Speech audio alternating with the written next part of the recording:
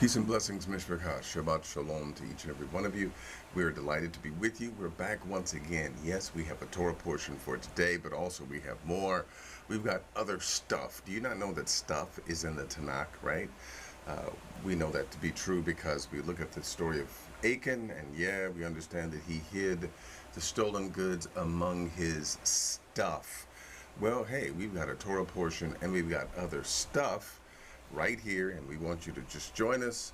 Go ahead, feel free, and we're going to give you the call-in number so you can call in and be with us, right? But hey, this is going to be another one of those good sessions.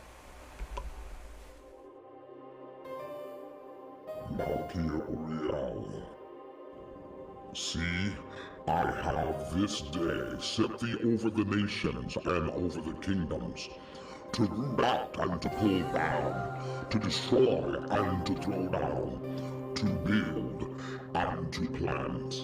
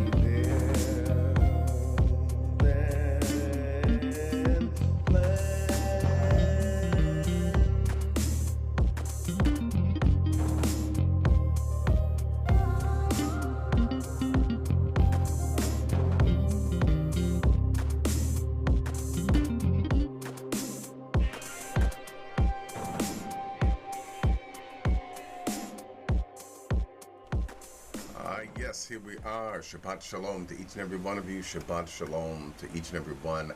And yes, we are back. We are back. We are back. And you know what? We have a wonderful, wonderful topic at hand. But you know, just before we get into our topic, you know what kind of people we are. We always pray and we always magnify the Most High. So come on, do that with me right now. Let's look away to Him. Blessed are you, O Eternal One. El Elyon, we honor you. In all things we give you praise. We give you the honor, the glory. And we say before you that we strive to please you because we understand that your love language is that of obedience and adherence to the covenant that you have made with us, your people. And so we delight in you. We delight in your wisdom, your love, your truth. We delight in all things that you are. For you are our salvation. You are our strength.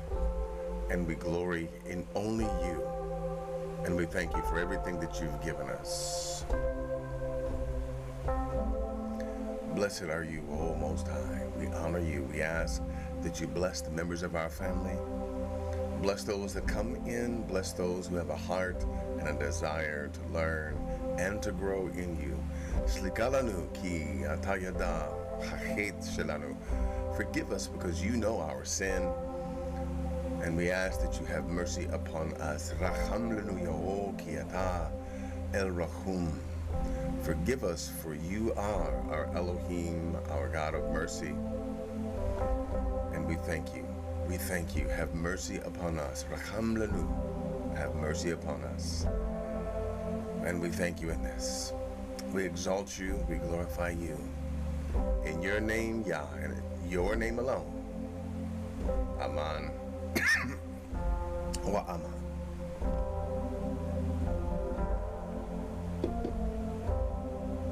Hallelujah.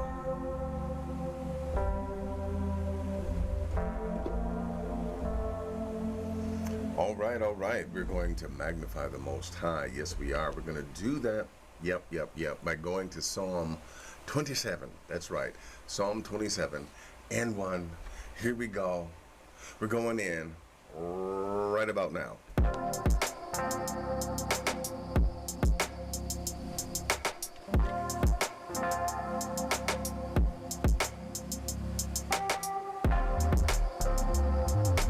Yah is my light and my salvation. Yah is my light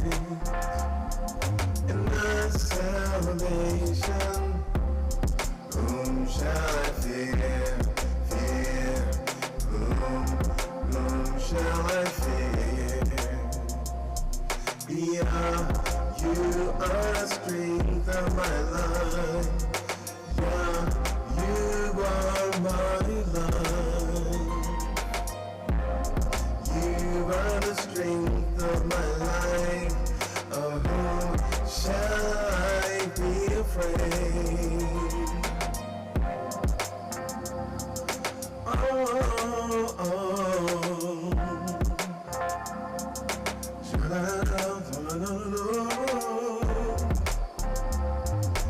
yeah, you're my light and my salvation.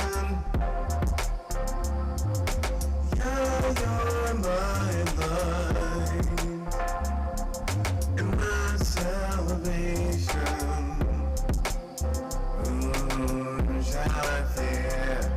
Of whom shall I fear? Yeah, you are the strength of my life. Of whom shall we be afraid? No, no, no.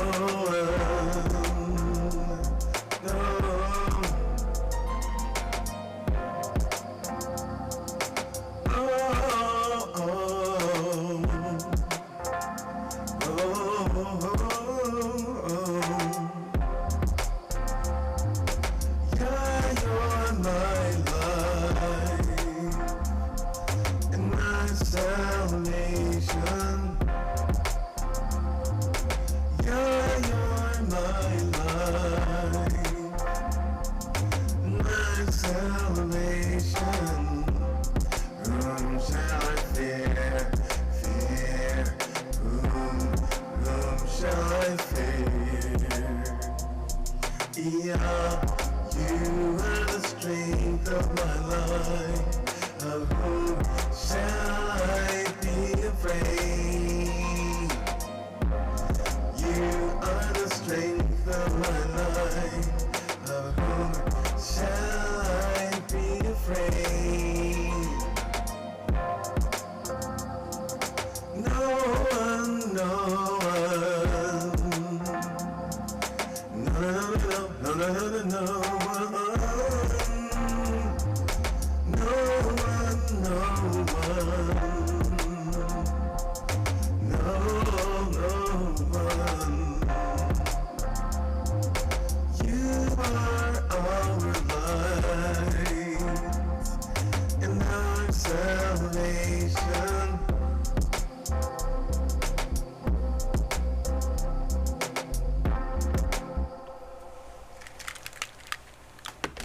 All right. We want to just, hey, get into the, I'd love to praise the Most High. I really do.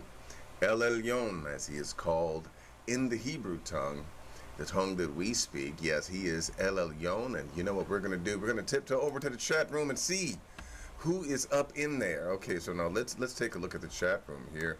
I want to give some shout outs to those of you that are here. My family, y'all up in here.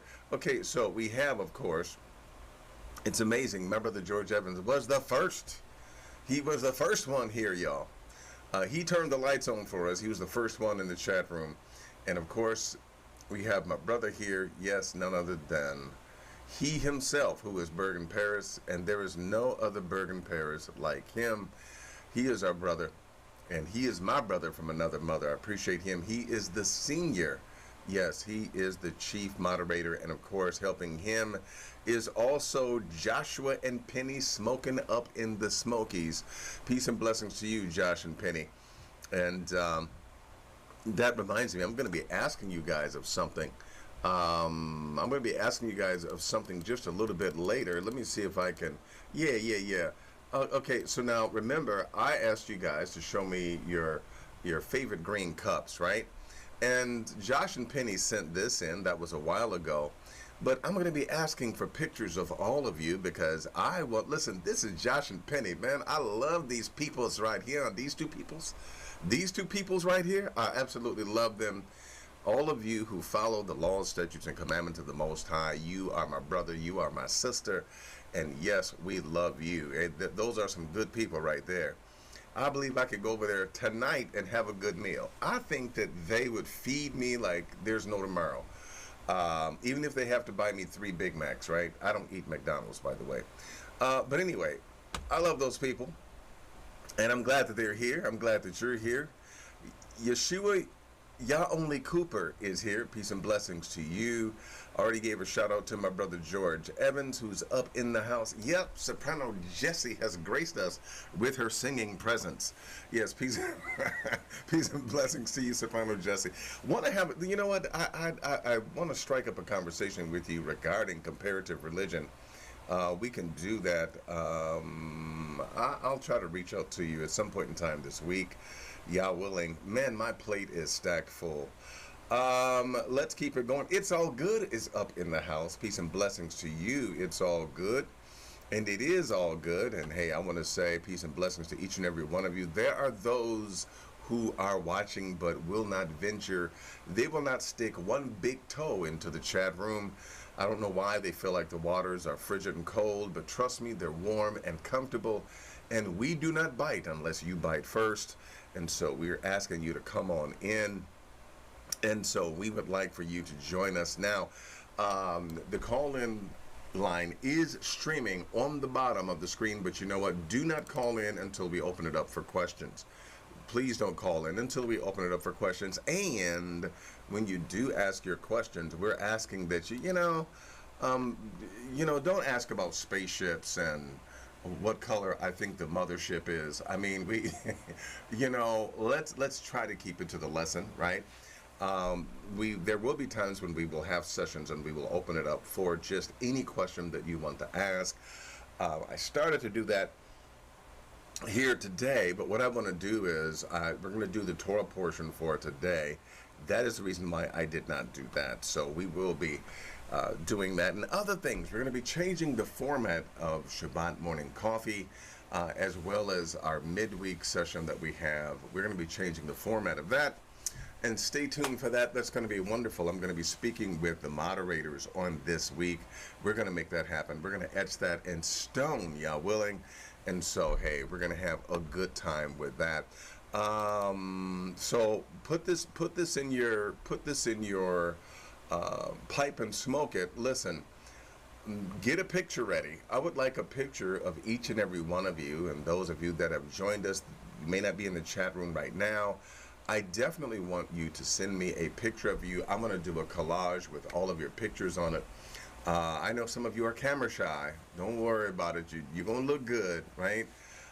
Put one of those filters on from Snapchat. You'll be just fine, right? So, hey, do that, and I definitely want to see. I want to see my family, and hey, you look at my mug every week, so I need to be able to see you as well. So let's do this, and let's go into some scriptures, and let's begin to have a discussion concerning the Torah portion of the day.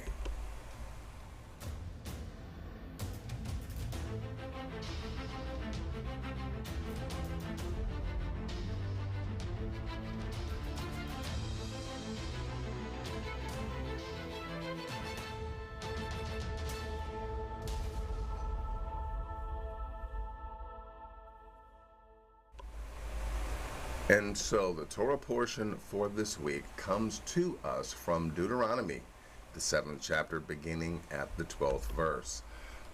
We have in fact, you know what, maybe I'll wait to reveal that later, but we have a Torah portion before us that is very interesting for a number of different reasons. And let's dig into it. Let's talk about it. Now, listen, just as before, I'm not going to be reading every verse, but what I am going to do, now, of course, you're supposed to read the Torah portion yourself ahead of time, and then if you have some questions and concerns, then yes, then we can definitely talk about it. We want to talk about it, but for those of you that have not read the Torah portion, I am going to merely read through it, but I am going to highlight and note some things that I feel need to be said. Now, the superimposed highlight of this particular Torah portion is the word because. in the Torah portion, we want to really notice causality and what the Most High is in basically coercing us, not coercing us, but commanding us to do in order that we might cause change in our individual realities. Everyone, listen, let me put it to you this way. Right now, you are the sum total of your decisions. You're a sum total of your intellect. You're a sum total of your spiritual disposition. And you are a sum total of your choices. You are where you are because of who you are in this moment and in this time. I heard it expressed this way, that all of us are like rivers, and you can never step into the same river twice. You are different today than you were yesterday, and you will be different tomorrow than you are today. Why? Because you will have grown a little, you will have changed a little. There's a little something that may come across your mind that will tweak your consciousness and have your consciousness pointed in a different direction, which will change your trajectory. That being the case, with your trajectory changing, you then go in another direction. You are seeking something else, and so you are flowing in a different way, if you will. If we take a look at this Torah portion, and by the way, we're going to be getting into a lot of deep things coming up in the very near future in some of our sessions. I've got some bombshells to let out. It's not going to be during this one, but I've got some bombshells upon bombshells, and we've got some discussions that we need to have. There's certain scholars I want to introduce you to. But for this day, for this time, we're going to take a look at the Torah portion, and we're going to begin at verse number 12, Deuteronomy 7 and 12. Now notice what it reads here. It says, "Wherefore it shall come to pass, if you hearken unto these judgments, and keep and do them, that Yah Eloheka, the Lord your God, shall keep unto you the covenant and the mercy which he sware unto your fathers." So in this, even in the first verse, we get causality. We understand what is being said. We understand what is being communicated. It basically says that if we do them, right? If we do the commandments, if we do them, and if we shall keep, which in Hebrew is different than what we think, right? When we think of keep, we're like, oh, okay, I've got something in my home and it's going to stay here, or you want us to keep your furniture in our basement, so it's like, okay, fine, we're going to keep it. But keep in this sense is very different, because it means to be a guard over. It means to be a guard over, right? It means to be very vigilant and very studious over such a thing. And it means for you to have such an awareness that you are mindful of any and everything that would affect that one particular thing. Think of a child, think of a young child, right? Think of the fact that you're babysitting a child, and so you have to watch over that child. Not that the Torah is a child, but you get my point. You really look at that child, and you're making sure that no hurt, harm comes to that child, and that they're fed, that they're taken care of, so forth and so on. That is the mindset of keeping, right? If it's too quiet, you're like, oh, let me go in the room because it's too quiet. That child has been too quiet for too long. They must be up to something. And 9 times out of 10, you're right. It's that mindful vigilance that I'm trying to communicate that we need to have when it comes to the Torah. I'm not talking about a kind of, a kind of pessimistic kind of some people see demons behind every bush, right? I'm not talking about a paranoid kind of a awareness, but what I am talking about is I'm talking about the simple kind of awareness that says, I am mindful of this, I'm going to take care of it, I'm going to watch over it. This is the keep in this particular verse, because he is keeping covenant with us, right? Because he swore this to our fathers. And the 13th verse says, and he will love thee. He will love thee. This is demonstrated to us in these scriptures, okay? Even in Zephaniah 3 and 21 that says that he will sing over us in his love for us. I don't know about you, but I would love to hear the Most High sing, but it says that he's going to sing in the English, right? But really in the Hebrew, it does really to make a shout of joy. It's really what it means. They interpreted it as sing because it is a continual cry for joy or shout for joy, but it is nonetheless, it'll be wonderful to hear. So it says that he will love us, and he will bless us, and he will multiply us, and he will also bless the fruit of our womb, meaning the birth process and the body of our women that are our mothers that are gonna have our children, and the fruit of our land, and the corn, and the wine. I was speaking with someone. I went somewhere yesterday, and someone saw my tzitzit. They saw my fringes, right? Of course, I do the style of fringe that is written about in Deuteronomy 20 and 22, also Numbers 15 and 38, and so it is a strand, and it is not the kind of fringes that you would see on a movie theater curtain, but it is the strand with a ribband of blue, okay? Well, when you know, someone grabbed a hold of it, and they're like, what is this? What is this? And see, I've been waiting to tell someone this. I said, this is a living demonstration of Numbers 15 and 38. I said, it is a living demonstration of Deuteronomy, you know, and I gave them the scriptures, 20 and 22. And I said, hey, and I've been trying to communicate this to people. Anyone that would ask me, I communicate this. I say, hey, everything, every place in your life, everything should bear the mark of the Most High. There should be something set aside for the Most High in your life, whether it be your, you know, for us, it's in our dress, it's also in our finances, it's in our time schedules, it's everywhere that we are. We have a mark, if you will, a sign that we belong to the Most High. And so they asked me, well, do y'all drink? I said, yes. Now, I understand that if some of you do have an issue, I'm not talking about your particular, you know, I'm not, you know, if some people just don't like it, they're like, okay, we can drink, but I don't want to drink. Some have vowed not to, and that's fine. There's some, you know, they you know, for other reasons, they feel like they can't, and that's cool.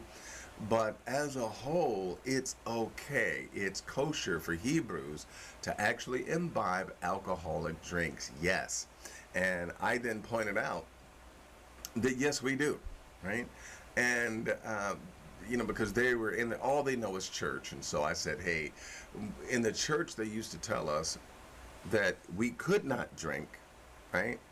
Even though they boast on the fact that one of the first miracles in John that JC did was to change water into wine.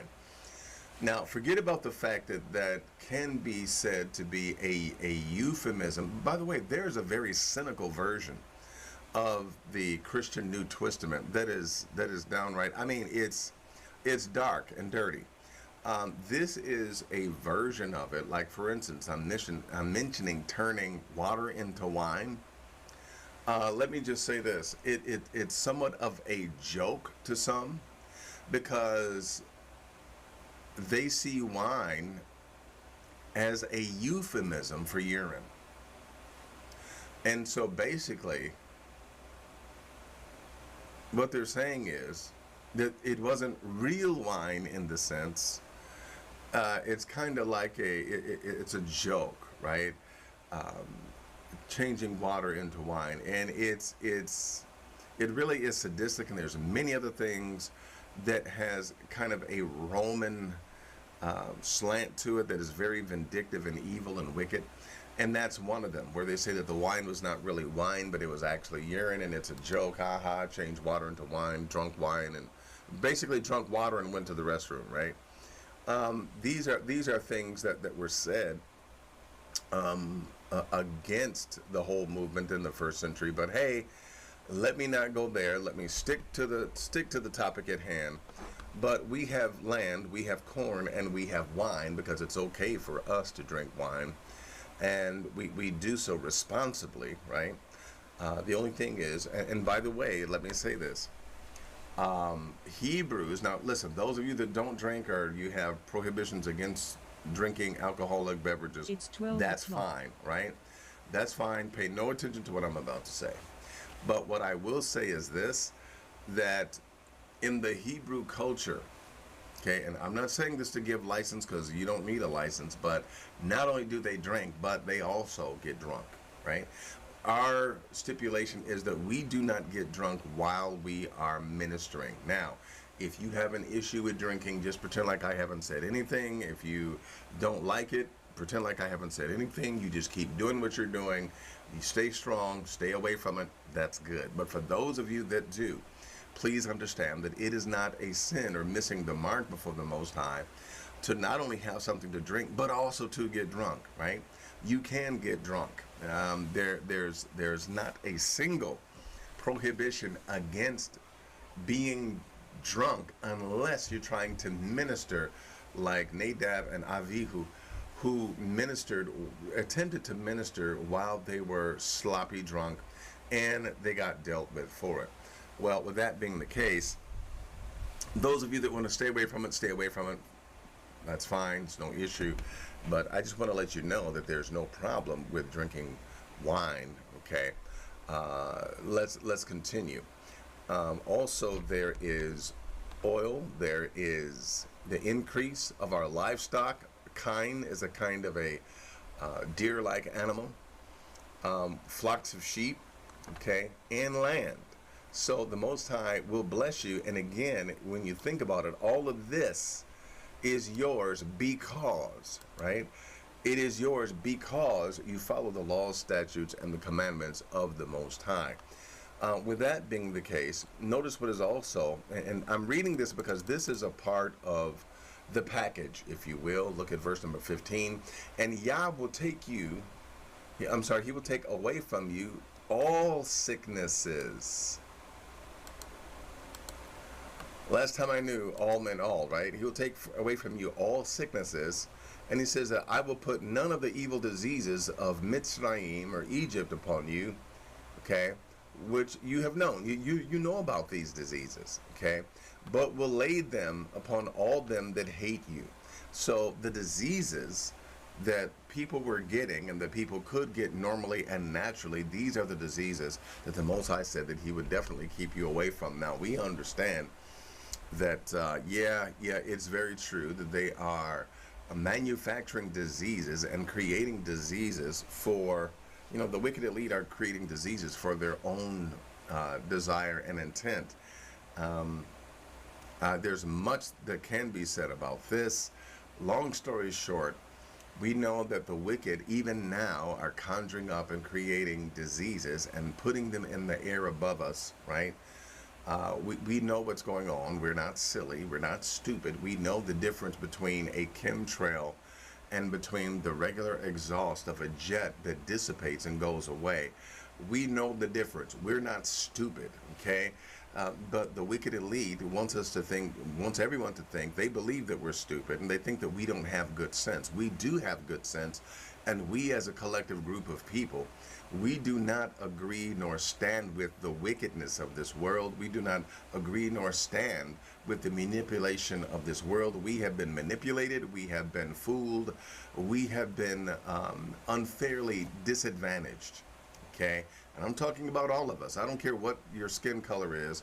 I'm talking about all of us, right? And that being the case, we know what they plan, but you know what we say behind that? That there is no weapon formed against us that will prosper. There is no weapon formed against us that will prosper, period and point blank.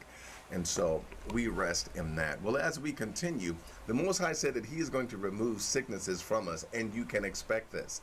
Part of the issue that we have as Hebrews, I think that a lot of times there is no intention nor expectation that these things will happen. We don't look for them and we don't agree for them to happen, okay? And so that being the case, it's almost like we're leaving benefits on the table, right?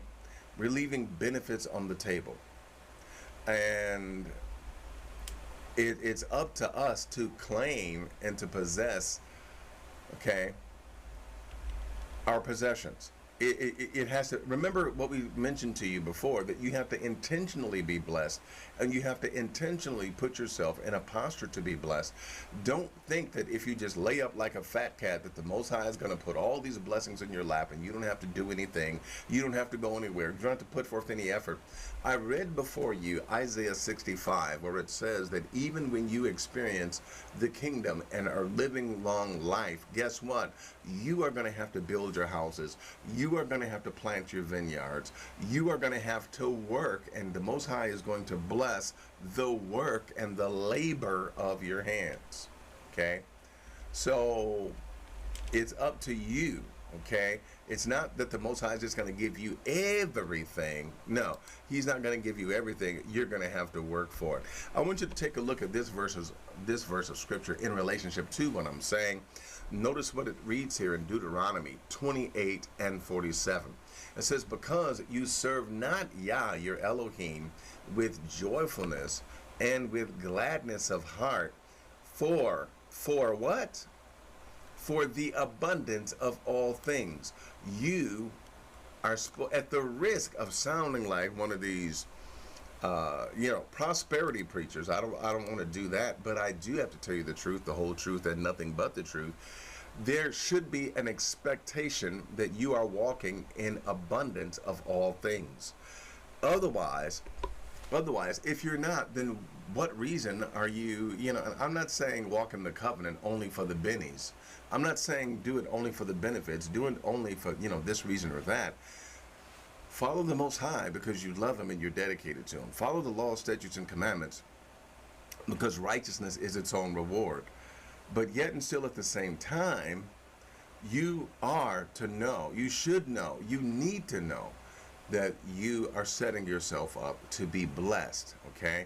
Again, because you are following the laws, statutes, and the commandments of the Most High, and therefore, this let me even back up a little bit further, because this also leads us back to Bereshit chapter 3. In Genesis chapter 3, notice there were things that were taken away from Adam and Chava because they stopped walking in what the Most High commanded, so they lost the land that flows with rivers and jewels and fruit of every tree, and they lost all of that. But when you follow the laws, statutes, and commandments of the Most High, you then gain all of that. Notice again in Bereshit 1:25-27, because we are like Him in this meritocracy, then yes, we actually merit being rulers, having dominion, taking authority, and actually ruling over what the Most High has given us and transforming it into a garden or a paradise-like place. This is our heritage. This is what we do. Well, let me go back into the other scriptures. Let's go back into Deuteronomy, okay? Let's go back into Deuteronomy, and let's continue reading. So we understand that we have the abundance of all things that's being given to us. Why? Because we are like Him and we are obedient unto Him, right? And I could continue through this, okay? But there's a part of this that we really should pay attention to.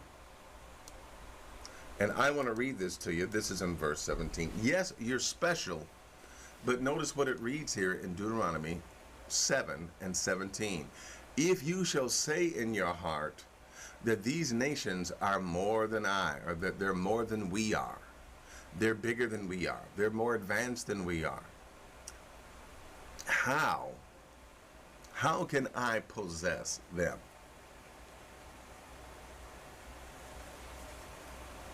Notice what it reads in verse 18.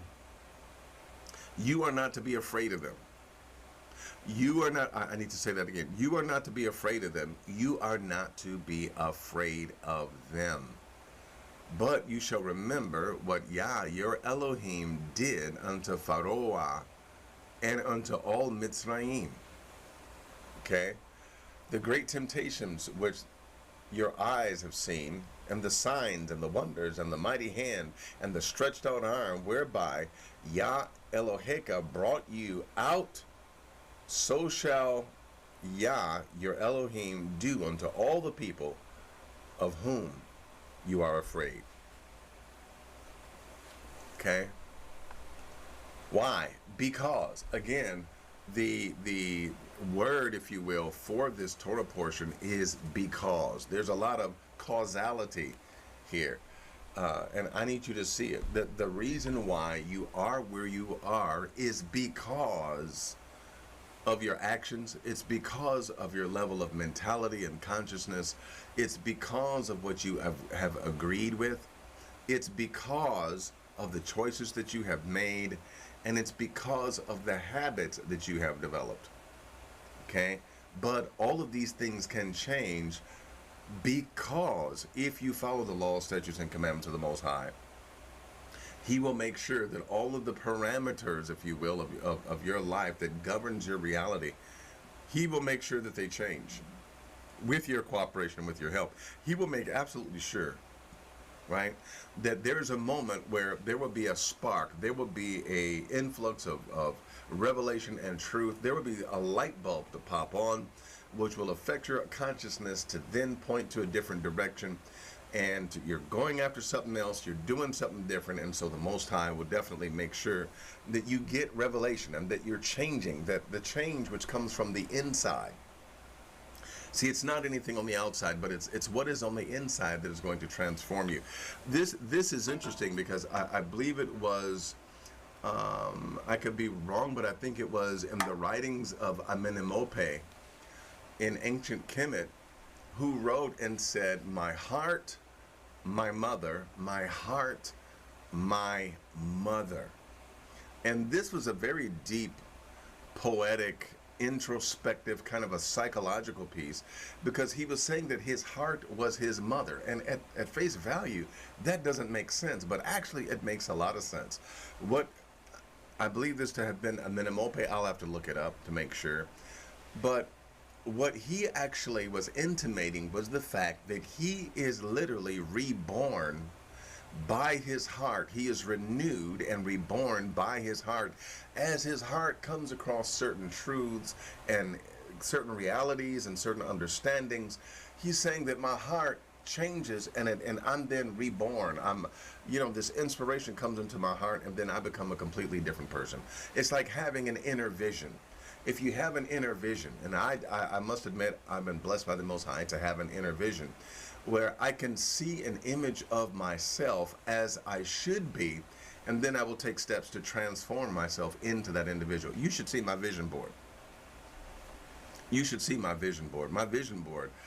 If you saw my vision board, you'll understand why I do everything that I do, because I see an inner image, and I am being transformed as I embrace that level of consciousness, that level of wisdom, that level of truth, and you can do the same thing. Notice the Most High says, you know what?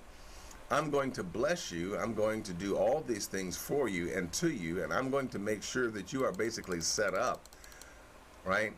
But you're going to ask the question, how in the world can I be successful amidst all of this treachery, against all the adversaries that are out there, all of the contradictions that face us? How can I? It's because you are a different individual, because you've embraced the heart and the mind and the word of the Most High, and it's transformed you from being who you were into who you now are. And so he says, hey, don't even worry about it. I know you're asking questions because you can't believe what's about to happen. I understand. But he's saying, hey, I'm going to do it. I'm going to transform you as you follow my word, as you follow my statutes, my laws, and my commandments. You're going to become a different people.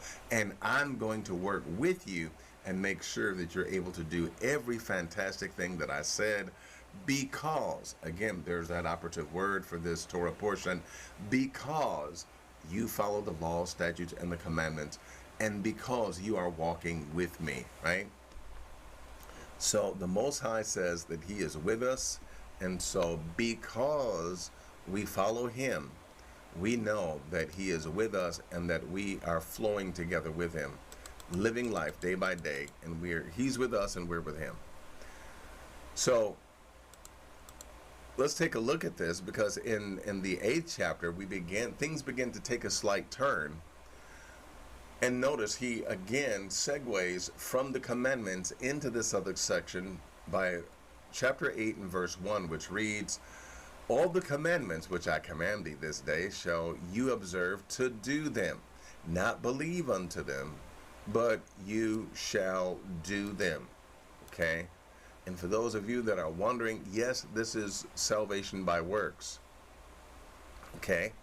That ye may live and multiply and go in and possess the land which Yah sware unto your fathers. And by the way, let me keep reiterating that the possessing of the land is the kingdom. It is the promised land. It is the kingdom that is to come. So you have to understand then that when you look at the, what is written in the so-called Gospels of the Christian New Testament, and you hear where Yeshua ben Yosef says that the kingdom is at hand, you have to understand that, you hear that because Reverend Fatback told you, well, this is the celestial palace that is floating in between heaven and earth, and you're going up to heaven, and that's the kingdom. And they put it in the mouth of Yeshua ben Yosef that the kingdom is not a physical kingdom.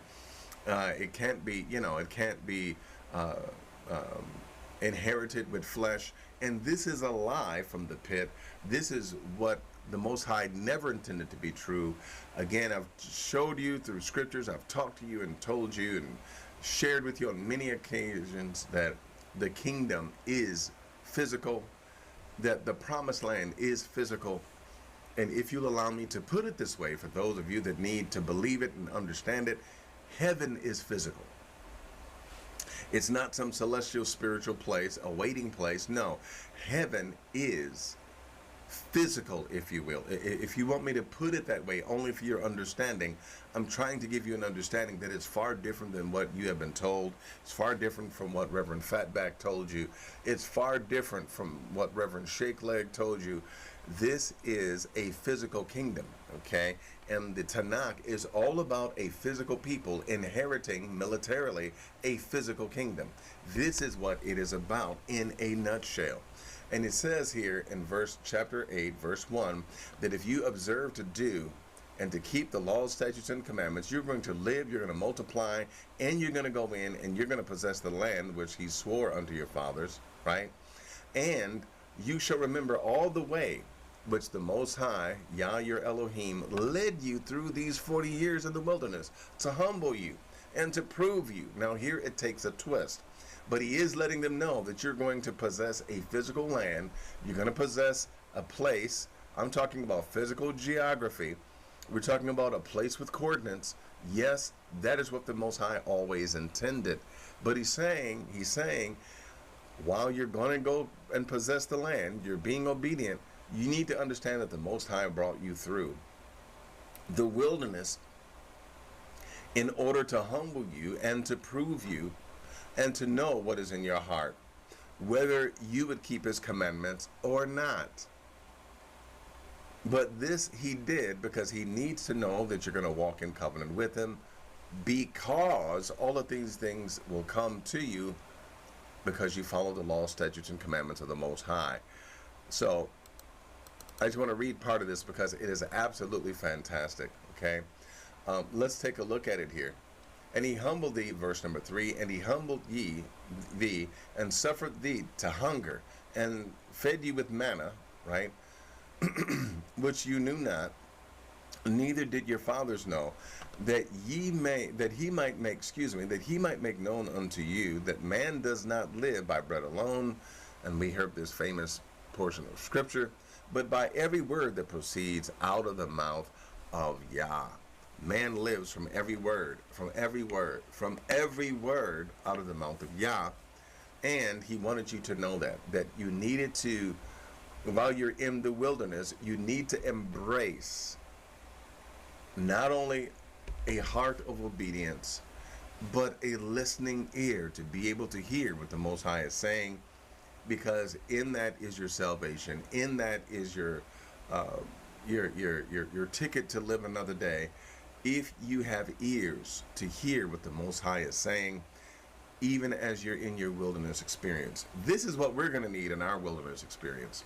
We're definitely going to need to be able to hear him. We're going to need our prophets. We're going to need those who have a sensitive heart. We're going to need those who are able to read and understand as we go through our wilderness experience. But notice, this is the fantastic part that's absolutely amazing. It says that your raiment, the clothes that you were wearing, didn't even get old upon you. Out of these 40 years, these clothes didn't even get old upon you. Neither did neither did thy foot swell these 40 years. So wait a minute. You mean to tell me that the Most High was keeping them that tight, that close, that they did not even have old clothes, or that they didn't even have their feet swelling while they were walking those 40 years? Yep, that's exactly what the scripture says. And it says, and you shall also consider in your heart that as a man chastises his son, so Yah, your Elohim, does chastise you. It's all par for the course. Don't trip. Yes, it happens to all of us. We get chastened and corrected by the Most High. I'll never forget, one of my chastening moments was by means of a dream where the Most High was actually whipping me with lightning. Now, I'm not saying he whipped me with lightning as if it was a belt, but what I'm saying is the lightning would strike near me, and it would actually, I was like, oh, I was very afraid, right? I was literally being chastised in the dream. He was actually chastising me as a father would, okay? And I'll never forget that dream. It was very real, okay? I still I still remember the moments of that dream. But he was, the lightning never touched me, but trust me when I tell you, I was whipped into shape. I really was. I was easily whipped into shape. But guess what? This happens to all those who are sons and daughters of the Most High. So when you think to yourself, and listen, this is what it's like. This is what it's like. Other people can get away with stuff, but you can't get away with stuff. It's like they get to do this, they get to do that, and they get away with it, and they're just fine. But I can't. No, you can't do it. Why? Because you are special before the Most High. You are with him. He is with you. And so he chastises you as a son and as a daughter. Because now those of you that know, especially when children get to be teenagers, they think they know everything. And that's also the time that they really think that mom and dad are dumb and know nothing. They're just old. They don't know anything. And believe it or not, many of us have the same type of attitude when it comes to the Most High. We feel as if we know better. Oh, I'm all right. I don't need to do that. I don't need to be that way. When we have been told explicitly by the Most High, this is the line that you walk. This is what you follow, right? But we say, no, I'm good. I think I got this, And so just like the rambunctious teenager that is 13 and suddenly knows everything, you have to whip them into shape. And so the Most High said, you know what? You all are this way as a nation. You are like a 13-year-old teenager. You think you know everything, and I've got to whip you into shape. I gotta make sure that you're going to be good and that you're not going to be living a life filled with problems. Verse 6, therefore, you shall keep the commandments of Yah, your Elohim, to walk in his ways, and to fear him. The transition, if you will, that brings about the greatest amount of change is when we as a people stop walking just to see, whatever miracles or whatever blessings can come our way, but we actually embrace the Most High to be able to walk in his ways. When we walk in his ways, when we understand, and in order to do that, you've got to understand his heart. You've got to understand his mind. You have to understand his intentionality. And when you do that, you are then able to walk in the ways of the Most High. This is the most sought after thing because it solidifies a heart connection. It solidifies a greater ability to walk in covenant with the Most High. It solidifies a unity and a oneness that is absolutely necessary in order to carry out his will, his desires, and to reap the benefits that he is declaring that he's going to give us. Look at verse number 7. For Yah, your Elohim, brings you into a good land where you're going. It's really good. And yes, it's physical. It's a land of brooks of water and fountains and depths and springs, valleys and hills, a land of wheat and barley. I'm talking about the real wheat, not the wheat that's been genetically modified since the mid 60s. I'm talking about real wheat and real barley. I'm not talking about genetically modified vines and grapes and so forth and so on. I went to the store and I bought some grapes. I'm telling you, these grapes taste like cotton candy. They have genetically modified these things so that they don't have seeds and they taste like cotton candy. They taste too sweet, right? Same thing with strawberries, same things with other foods. I'm telling you, it is to the point to where you can't trust anything unless you make it yourself. And these things that the Most High is talking about are the real things, okay? The real wheat, the real barley, the real vines, the real figs, the real pomegranates, and the land of olive oil and honey.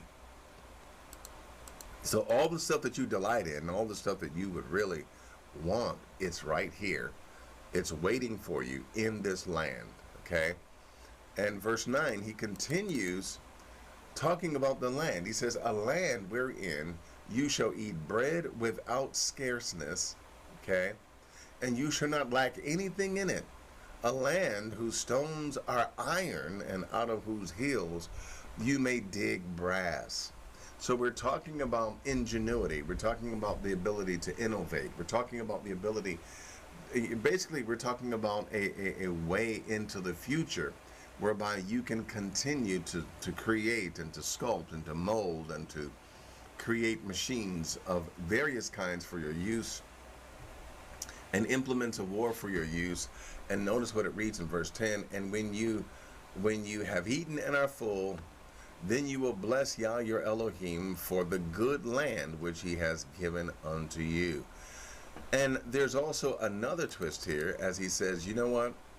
Because human nature is the way that it is, when you get blessed, don't forget about the Most High. Okay? Don't forget about the Most High and don't think, well, I don't need him. No, don't do that, but you shall remember. Verse 18, but you shall remember Yah your Elohim, for it is he that gives you the power to get wealth. It is he that gives you the ability to prosper. It is he that gives you the ability to prosper and to establish his covenant with you as he swore to your fathers. One particular insight on wealth. I know that we look at wealth from a Western mentality. We look at wealth and we look at abundance as how many millions we may have or how many millions we're striving to get.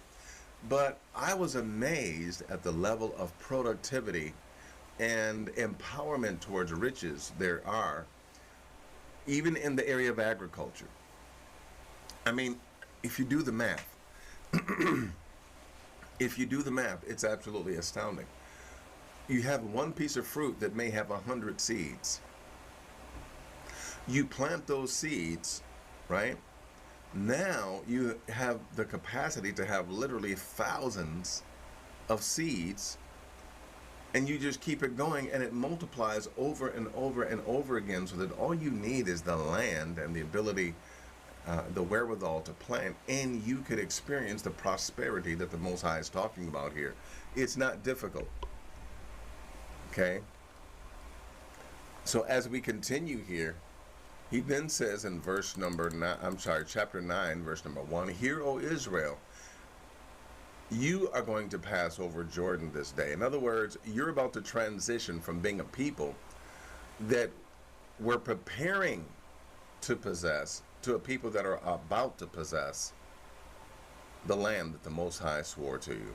Okay? There's people that are going to be greater, taller. The Anakims are there, the giants, right? But the Most High says, basically, I got your back. You don't need to be afraid of them. I've got your back. He's already warned them. And I want you to notice the way that the Most High works here is that he will always warn you ahead of time. He will warn you in advance. He will warn you of what is to come. He will warn you and prepare you. And so he's done that already. And now he shows us, don't you say in your heart that, the reason why the Most High got rid of them is because we're so righteous. He's like, look, don't even fool yourselves. Are you nuts? You guys just made a golden calf when I just got done, standing in front of you with fire and shaking mountains, and you turned around and you made a golden calf like it was nothing. And you're going to say because of your righteousness? No, it's not because of your righteousness, right? It is because of the wickedness of these nations that Yah, your Elohim, does drive them out. And so as we continue, he's letting them know, hey, I'm going to bless you, but you need to watch it. Don't trip. It's not because of you, you're so great, you're so this, you're so that. Okay? And I want you to see what happened here, because something arose, a situation arose where they were doing good, and all of a sudden, they began to rebel. Let me do this. Let me take a quick break. I will be right back, and we will continue with this Torah portion. Let me do a little something real quick. Get something to drink, and we'll be right back. Increasing numbers of Hebrew Israelites all over the world, from Asia to Africa, from Mexico to Germany. There are Hebrew Israelites that are coming together as a nation and as a family, and you are needed. You are needed to take your place as the educator of your families, your sons, your daughters. So we want you to enroll in Navi Beit University so that you can take your place in the kingdom. Now is the time to prepare to create Hebraically centered scholarly materials to educate others, to teach your family, to teach your sons, your daughters, to teach the young, to teach the old, and to bring them into the knowledge of the Most High. The Most High is gathering us together as He has promised. So enroll in Navi Beit University, connect with the administrator and the registrars, and enroll today for just $35 for a bachelor's per month, or $45 for a master's, or even enroll in the doctorate's program. You can get a degree with a Hebraic focus at Navi Beit University. Hebraic education, undergraduate, graduate, and specialty courses.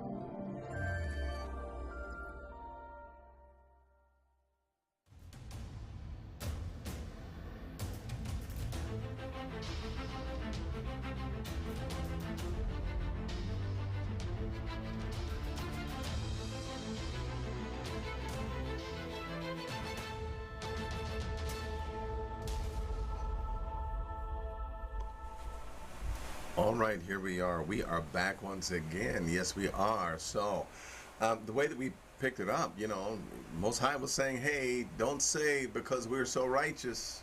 Don't say because we're so righteous. And Most High was saying, really, because you're not. You really are not that righteous. Which shows you the power of covenant. Shows you the power of the Most High. And Him being willing to stand upon what He has decreed that He would do. It's not because of your righteousness, and it's not because you're just the greatest thing since sliced bread. No.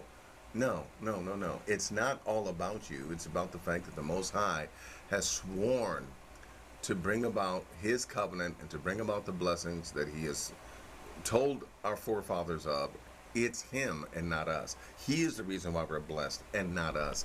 If you notice here, if we take a look, this is exactly what the Most High says in Deuteronomy 9:6. He says, look, man, are you kidding me? You guys are a stiff-necked people. You really are a stiff-necked people. And notice what he says. He says in verse 7, remember and forget not how you provoked Yah, your Elohim, to wrath in the wilderness from the day. Do you see this? From the day that you did depart from the land of Mitzrayim, from that day until you came unto this very place. You have been rebellious. Look at what it says. You have been rebellious against the Most High. That's who you've been. You call yourself righteous? This is who you've been, right? And we need to just tell the truth, the whole truth, and nothing but the truth, okay? We have been unrighteous. We've been messed up, right?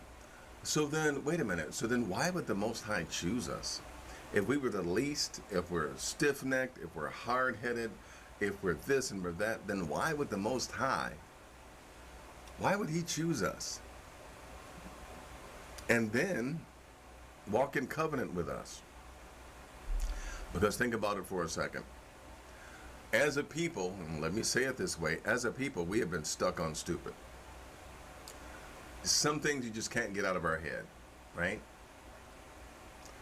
Imagine if you put the right thing in our heads. It's like someone said, my mind is like a steel trap. Nothing gets into it. Well, I mean, think about that for a second. If we having in mind the right thing, okay, and it being like a steel trap, then we will continue to do that right thing, right? No matter what. And this is what the Most High is banking on, which is why he's really getting us to the heart level to where we can really effectively walk in his laws and his covenant from the heart. With that being the case, it's important for us to realize that just like you see, like for instance, think about it for a second. Many of you have spoken with members in your family that yet go to church, they are yet Christians, and there are many that even believe in JC as the Messiah. And I'm talking about Hebrews and Christians alike. Of course, you know what I call them, CFWs, Christians with fringes. And we wonder, man, why don't they get it? Why don't they get it? Why? I mean, and you can read them the scriptures. You can read them the scriptures that says that no man can die for you. Every man must die for his own sin. And they will swear to you that it is the will of the Most High that a human being should die for them, for their sins, and that it was his blood that was shed for them. And then they will go and concoct all of these weak and flimsy theories about how he's the Passover lamb, which had nothing to do with sin. He's the Passover lamb, and the blood being on the... I mean, and they go on and on and on. And you can show them scripture after scripture after scripture, and you wonder, why don't they get it? That's why they don't get it, because their mind is like a steel trap. And so they are stuck like a,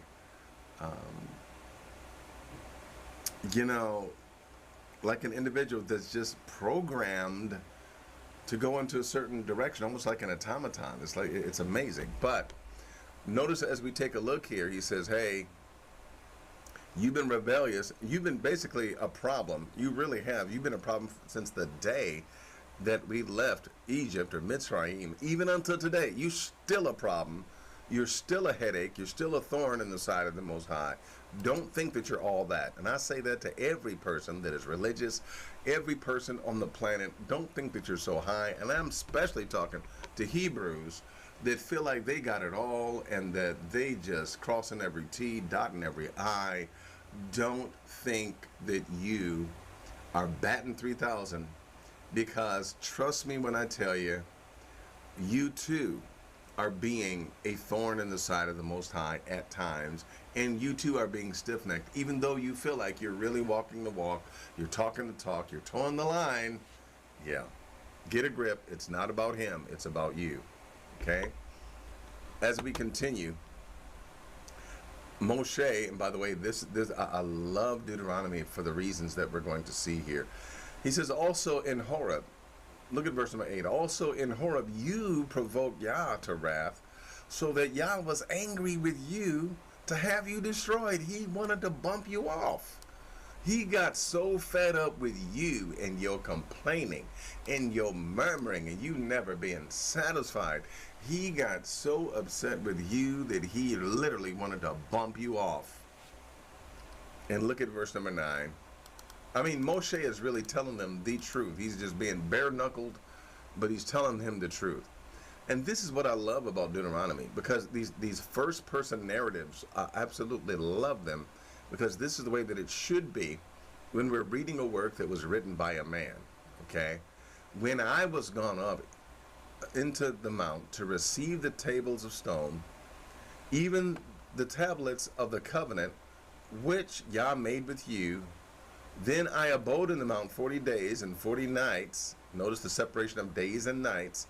I neither did eat bread nor drink water, and Yah delivered unto me 2 tables of stone written with the finger of Elohim, and on them was written according to all the words, those of you that believe in Torah Bal Peh, those of you that believe in Torah, the oral Torah, okay?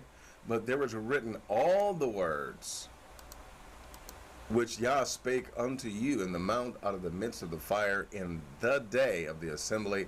And it came to pass that at the end of 40 days and 40 nights, that Yah gave me the 2 tablets of stone, even the tablets of the covenant.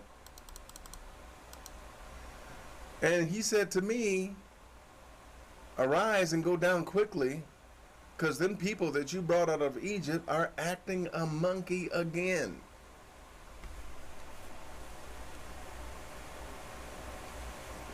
How? What great sin did they commit?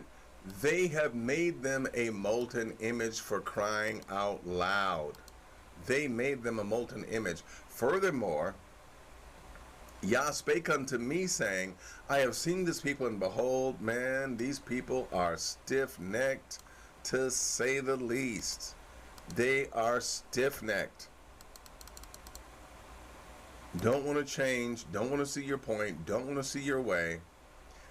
And the Most High says, let me alone that I may destroy them. I want to bump them off. I want to get rid of them and blot out their name from under heaven. And it says, and I will make of thee a nation mightier and greater than they. Which has always pointed out to me that nationhood, even when it comes to Israel, and even when it comes to being this special people before the Most High, it's about ideology and not necessarily genealogy or biology. It's not about your DNA and you being of some other kind of a, race or species of people. No. Nationhood is about an idea. Moshe had the right idea, and the Most High was willing to make a nation of him. People die for ideologies every day. In other words, your idea and the systems of understanding that surround that idea to make it a reality in your life, that ideology, people die for that every day. And people kill for that every day. Governments kill for that every day. Because you're going against the idea that they have for their success, or for their wealth, or for their people, whatever, blah, blah, blah. But every nation is doing what is in their own best interest, the United States included. Okay? But ideology, nationalism is really about an idea and not about genetics. I mean, we could talk about this more and more, but that's really the truth. Nationalism really is about an idea, okay? And in this present idea in which we live, there is an idea. And in this idea, it basically says, hey, it's kind of like what my father used to say back in the day. If you're black, step back. If you're brown, stay down, right? Many of you have heard that, right? But basically, look at the trends, if you will. Look at the trends of what even other nations have done, okay? Where from places even like Mexico and Spain, where grandma has to eat in the kitchen because her skin is dark, and everyone else gets to eat in the living room, and so forth and so on. Think about what India has done to their gods and their deities, and how now their choicest images, if you will, are those of, what people celebrate today as being the, you know, the quintessential and true image of beauty. Okay, there is an idea today that people are killing for, right? And they're styling nations after these ideas, and we know what idea that is. I don't even have to say what it is. You know what it is, right? Where people are looked down upon merely because of the color of their skin. I experienced this quite a bit, by the way, where you're treated certain ways basically because of the color of your skin. And people will say, oh, well, see, that's just the way it is. No, that is the way that you are, what is the word?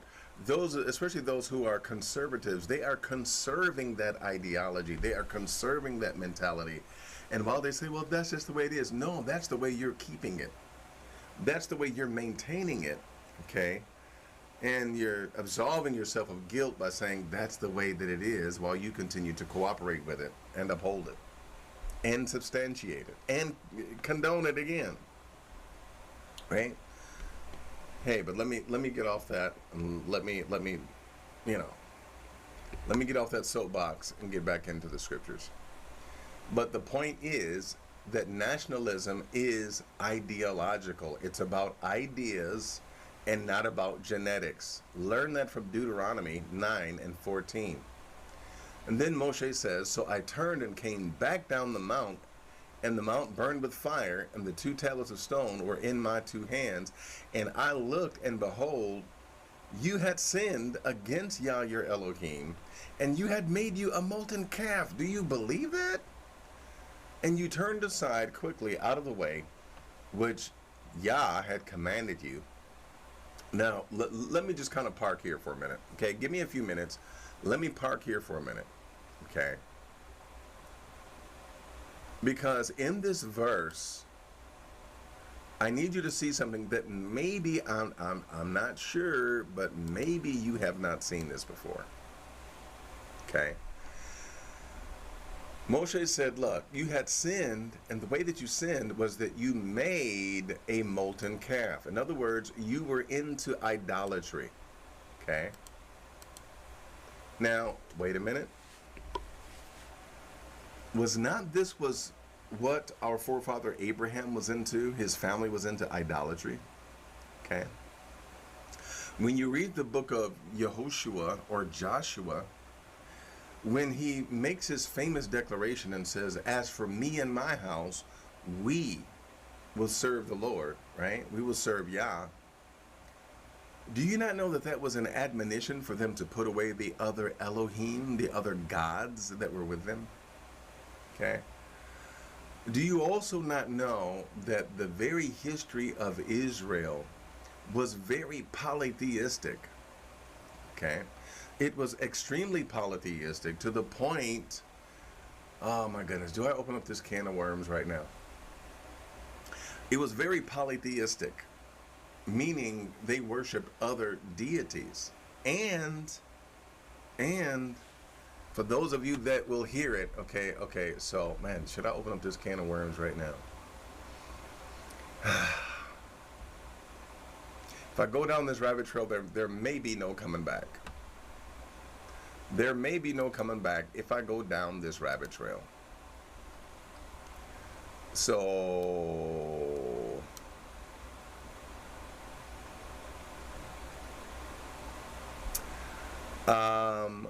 let me just go here for a moment. And I'm debating whether, okay.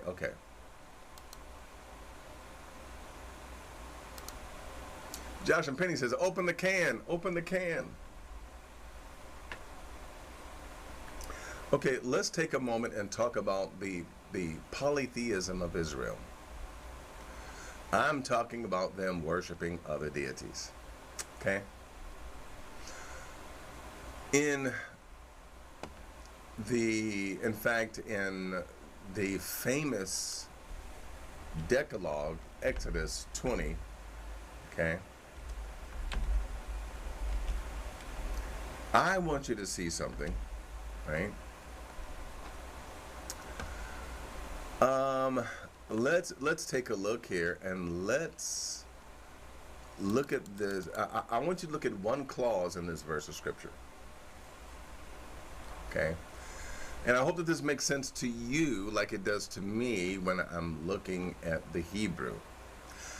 Let me open up this can of worms. Okay? I'm going to point to a simple verse, Exodus 20 and verse number 3. It says, "And you shall have no other Elohim before me." Okay? And I've brought out certain things concerning this verse. However, the operative clause here, when it says "before me," is right here in Hebrew. Oh my goodness, my computer. It's right here in Hebrew, and it's al panei. Okay. This is actually al panai, but al panei or al panai, basically it's saying before panai, my face. And I've always, listen, in the past, I've said, well, you know, this doesn't mean sequentially as you have a bunch of gods in a line, and he's saying, I want to be first, don't put any other Elohim before me. Okay? But I'm asking a question here. You know what? I want to know what you think about this. Let me go here and let me do it that way. I want to know what you think about this. Because when we look at this particular clause, "before me," which is al panei, I've always been taught that this meant that you're not to have any other Elohim before the Most High, period and point blank. In other words, you don't have anyone other than him. You don't have anyone, so forth and so on, right? And that is true. However, I did discover a clause in the scriptures that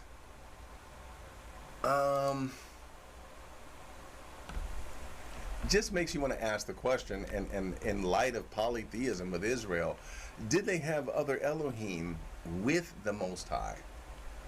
Okay? Did they have other Elohim with the Most High? Okay. Well, let's do this. Let's go to this particular verse of scripture and let's talk about it. Okay, here we go. Deuteronomy. I know we're getting way far in Deuteronomy, but just let me do this. Deuteronomy 21 and 16. Now, for the sake of context, let me tell you what's going on here. The Most High said, hey, if a man has 2 wives, he doesn't have to have 2 wives or 3 wives or 5 wives, but if he should so have more than one wife, one beloved and another hated, okay, and they have borne children, both of them, the beloved and the hated, and if the firstborn son be hers that was hated, okay, in other words, the hated wife has a firstborn son, which is supposed to receive a double portion, verse number 16, then it shall be when he makes his sons to inherit that which he has, that he may not make the son of the beloved first before the son of the hated, which is indeed the firstborn. But he shall acknowledge the son of the hated for the firstborn, by giving him a double portion of all that he has, for he is the beginning of his strength. The right of the firstborn is his. Now, I know you may be like, hey, I don't see what that has to do with Deuteronomy 20 and 3. Well, now here's why it does. Here's why it does. Because in verse number 16, when he's saying, Lo yekol lebekol et ben ha ohava. It says here, you will not be able. Okay, basically, here's what it is. It says that you, basically, when it comes time for you to give your inheritance, notice what it says here. The son of the beloved, firstborn, before the son of the hated. You may not make the son of the beloved, firstborn, before the son of the hated. I will read it again. He may not make the son of the beloved, firstborn, before the son of the hated. Now, here's why it's important, and here's why it brings about the question. Because in verse number 16, when it talks about not putting the hated son before the beloved son, it uses that same clause, al panei, which does mean sequentially putting something before something else where others would follow. Okay? So he's not able to put the son of the beloved, Ahuva al Panei ben Hashenoah Havako. So you're not able to put the hated son before, you're not able to put the son of the beloved before the hated son. That's right there in Deuteronomy 21 verses 16 and 17. So here it uses al panei, and it uses it in a way that is sequential. Okay? So I think that what happened back in the day, I think that Israel had an understanding that would allow them, or at least as a part of their ancient worldview and cultural memory, I think that they had a way of understanding this that said, hey, it's all right,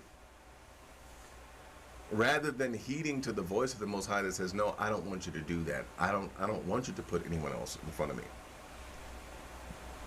And then what makes it even more interesting is that what I found in Deuteronomy 21 and 15, it makes it interesting because it's like, there is evidence that was used sequentially, okay, and not exclusively or constructively. It was used sequentially, meaning that it did talk about a sequence, which would suggest a different reading of Exodus 20 and 3. Well, I'm going to research that further, but part of the issue is Israel definitely had a problem with polytheism, and they worshipped other Elohim. They did this. They have found Asherah in some of the ruins, right? They found vases and ostraca and so forth and so on. They found a number of different things.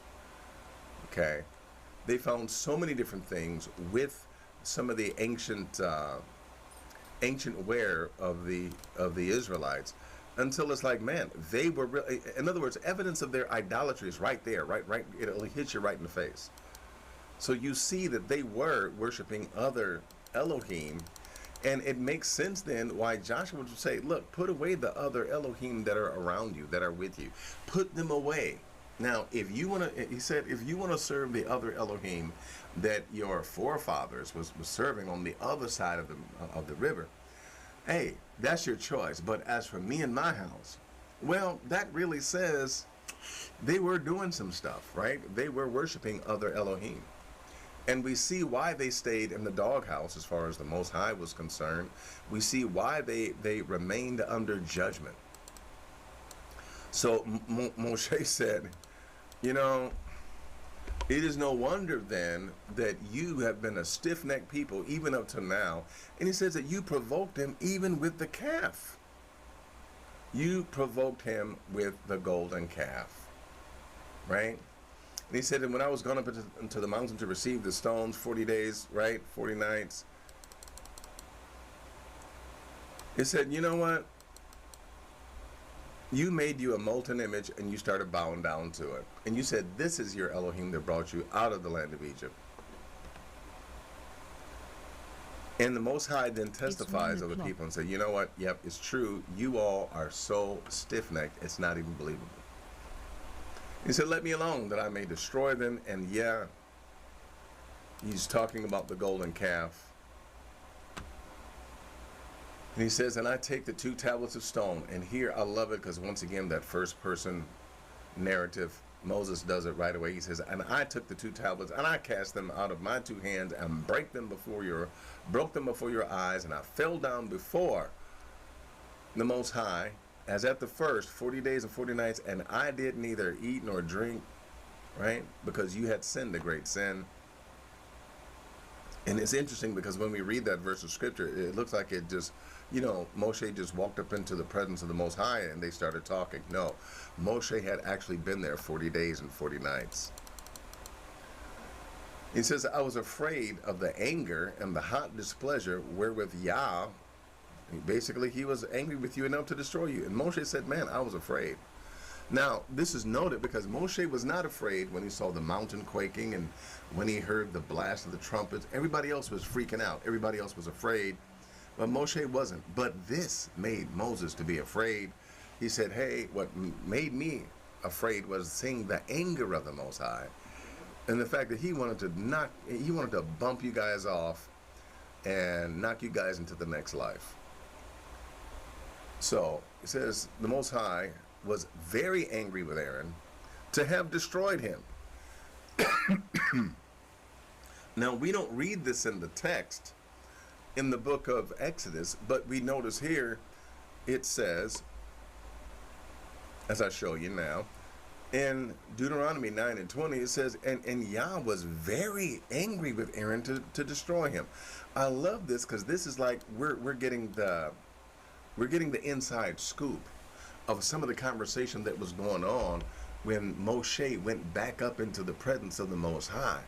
It's like the Most High said, man, I'm so mad at Aaron right now, I could slap him over backwards. And it's like you don't get that in the text when you read Exodus, right? But here in Deuteronomy, you get it. And it says that, hey, the Most High wanted to kill Aaron. Y'all, this is some serious stuff. This is some very serious stuff. The Most High said, I want to kill Aaron. Moshe, I want to kill your brother.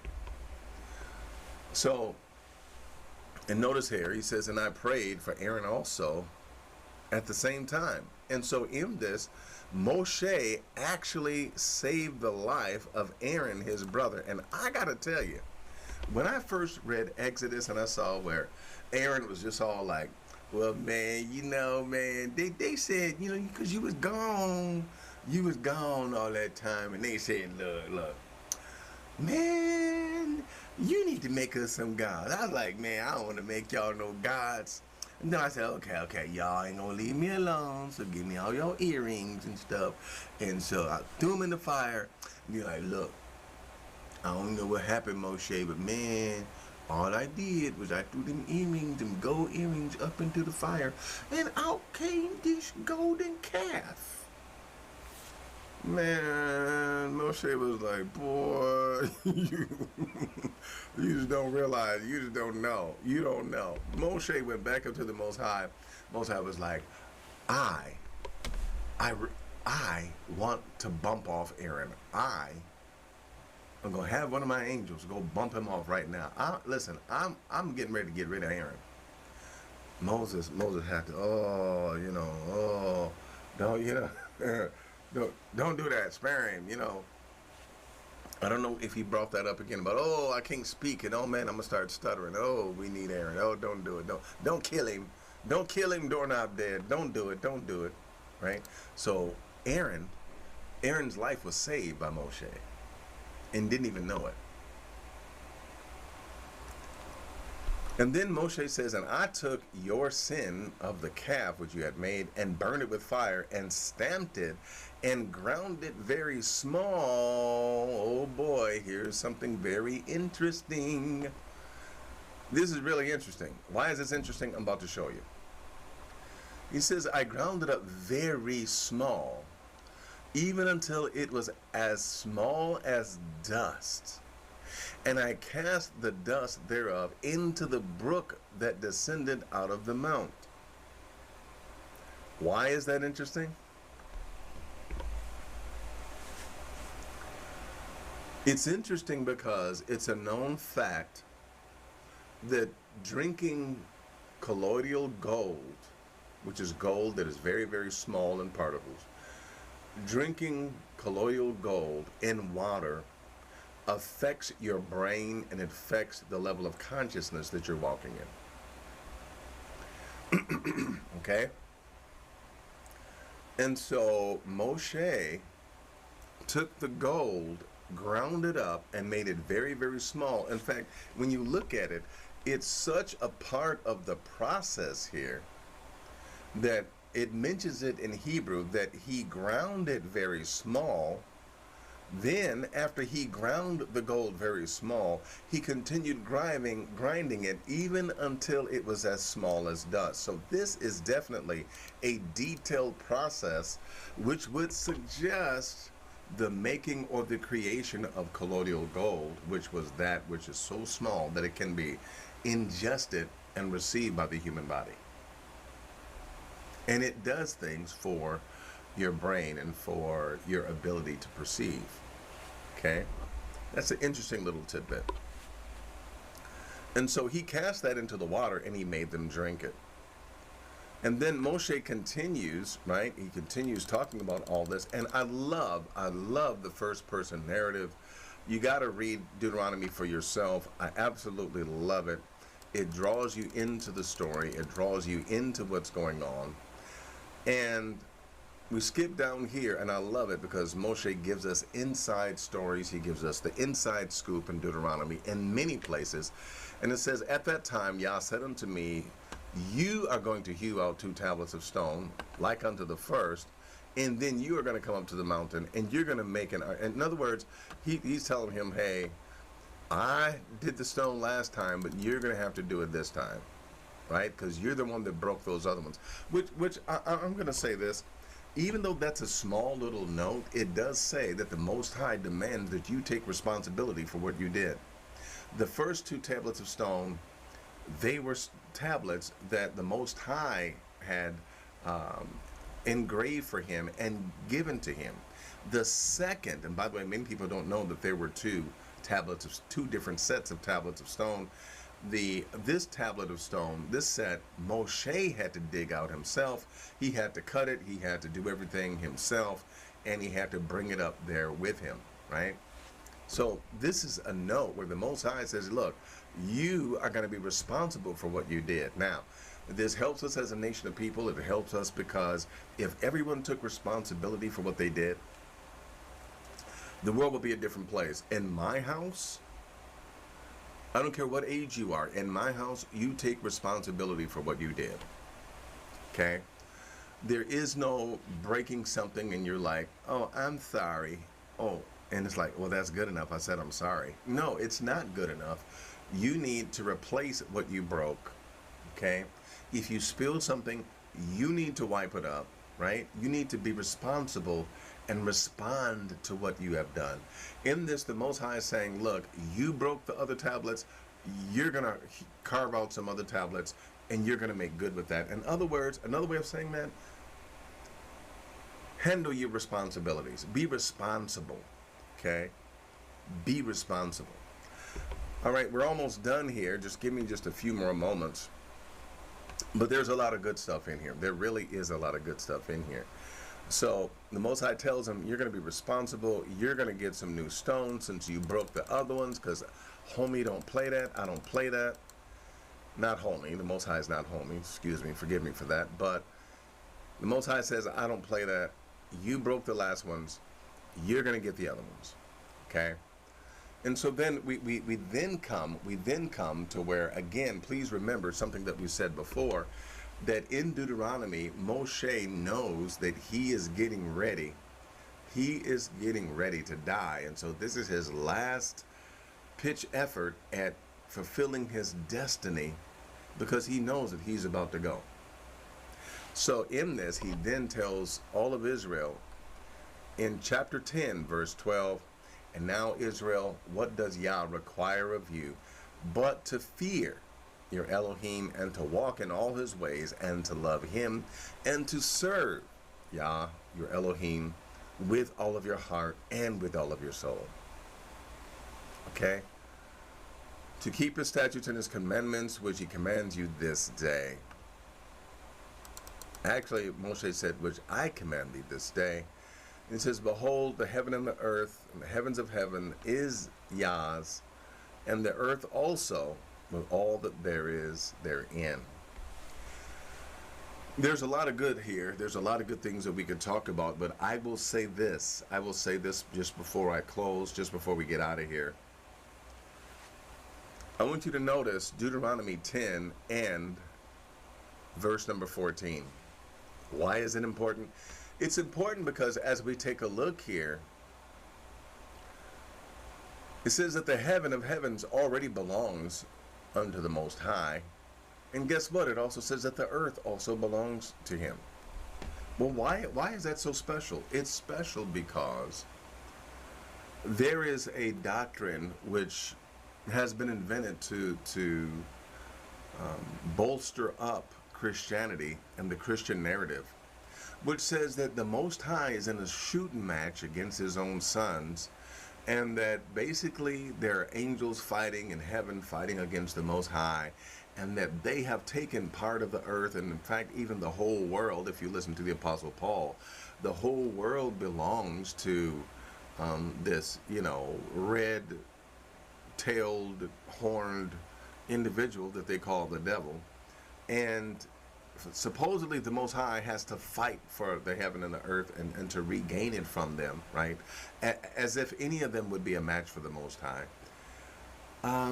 This verse already states that no, that is wrong. Despite the scholarship of Michael Heiser, Dr. Michael Heiser, peace be upon him, while I appreciate him greatly, I must say that this verse of scripture is one of those that goes against his theory that says that there are other angelic beings that are fighting against the Most High and that have garnered territory unto themselves on earth, and that they are basically at the end of days, or that JC came to die on the cross so that he could war against them somehow and take back those lands that these enemies supposedly stole from the Most High?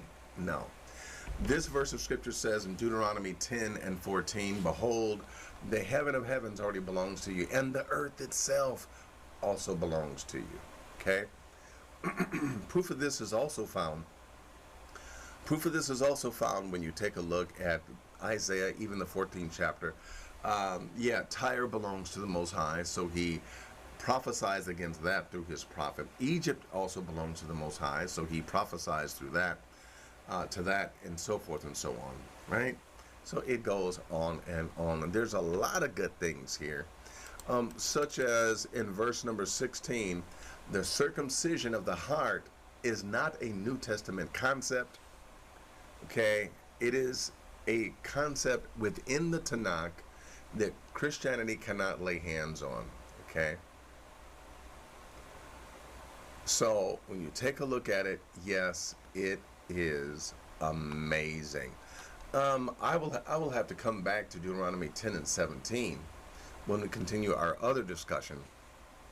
However, there's a lot of good things here. Talking about the Most High, for he does execute judgment of the fatherless and the widow, and he loves the stranger in giving him food and raiment. Love ye therefore the stranger, and therefore thou shalt fear Yah Elohim, and serve him, and cleave unto him, and swear by his name. Okay, and there's just a lot of good things here that I could continue on, and even into getting into how the Most High is watching over his territory, his people. He's watching over, he's watching over Israel to keep them. He's watching over Jerusalem. And we can continue forward. What I'm going to do right now is I'm going to take a quick little break, and then we're going to go ahead and we are going to get your questions, get your concerns. We're going to do that right now. Okay, we're going to do that right now, and we want you to just sit tight. We'll be right back.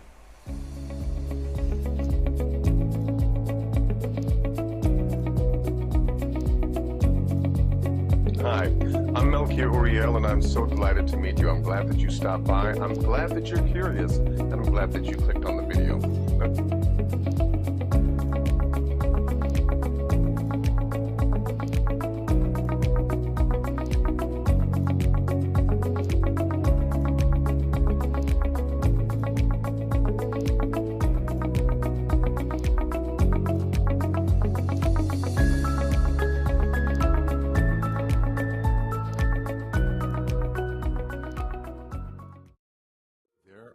Increasing numbers of Hebrew Israelites all over the world, from Asia to Africa, from Mexico to Germany. There are Hebrew Israelites that are coming together as a nation and as a family, and you are needed.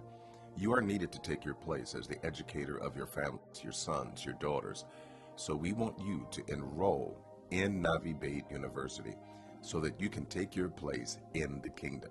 Now is the time to prepare to create Hebraically centered scholarly materials to educate others, to teach your family, to teach your sons, your daughters, to teach the young, to teach the old, and to bring them into the knowledge of the Most High.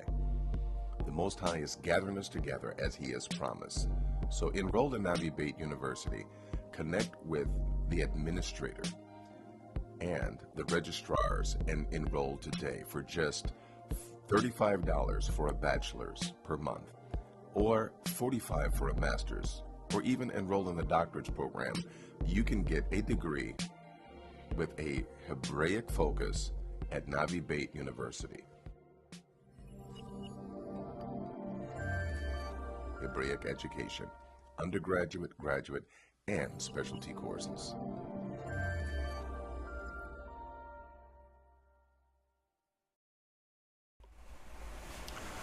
All right, we're right back with you, and now we have come to the point where yes, you're able to ask your questions. And this is that time where, hey, feel free to ask. The phone line is open, and I know a lot has been said, but hey, you're able to ask your questions and your comments. I'm going to tiptoe into the chat room to see who else may have arrived, and as well to see, just to see what questions you may have. Yakahi, peace and blessings to you. Glad that you are here. Who else snuck in here? Who else? Yah Only TV, Yah Only Tanakh Study is here. Peace and blessings. Ben Naphtali is here. Who else?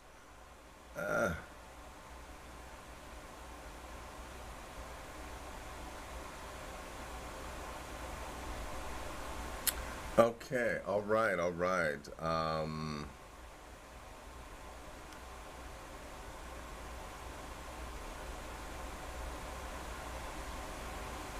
That's very interesting. It's all good. That is very interesting.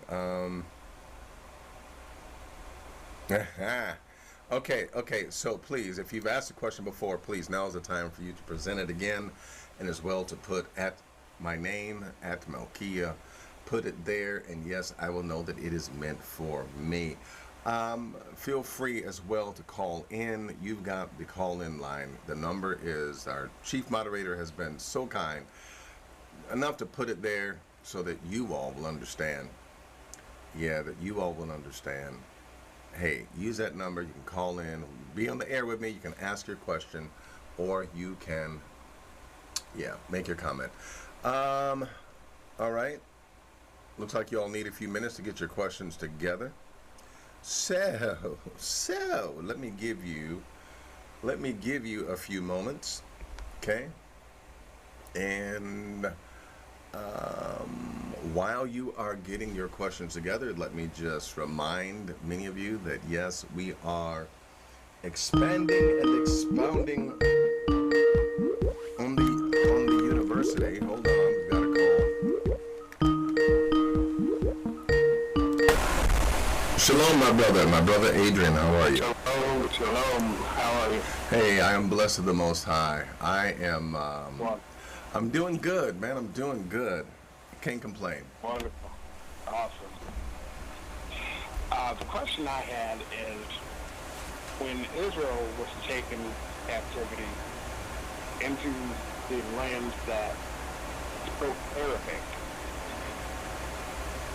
was it the language was similar, the dialect maybe, and they could understand, or did those nations speak interchangeably between Arabic and Hebrew? And that's just something I've always wanted to know. I'll go ahead and hang up. Shabbat shalom. All right, Shabbat shalom to you, my brother. Well, actually, the language of Aravait and Hebrew, the language of Arab, the language itself, they are very similar. Arabic and Hebrew are similar languages. Would I be able to give you?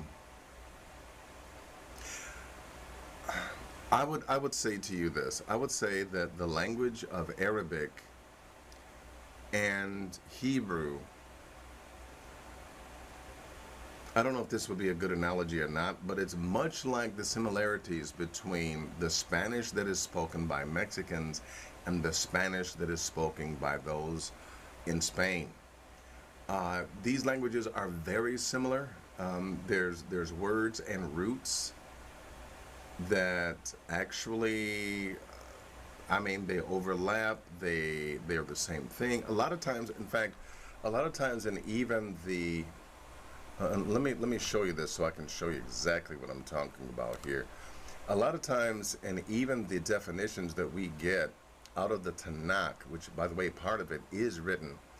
By the way, peace and blessings to Navi. Peace and blessings to you, my brother. I love your handle. Love that name, my brother.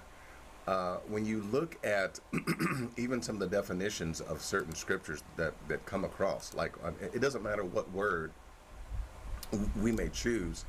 And I'm just going to show you here. If we go to the scriptures and we point to a word like blessing, right? We point to a word like blessing here, all right? And then whenever we try to define it, I want you to notice what happens. What happens is they will always give you an Arabic rendition, okay? And I want you to notice that it is very similar, okay?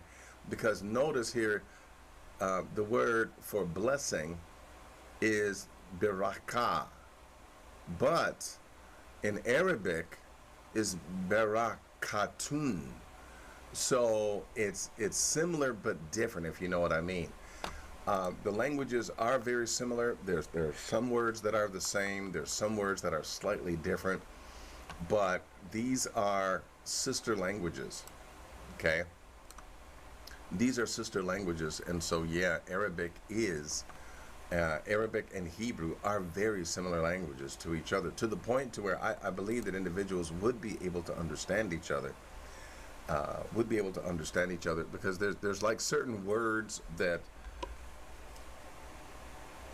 you can hear them and know what they're talking about without knowing exactly what they're talking about, if you know what I mean.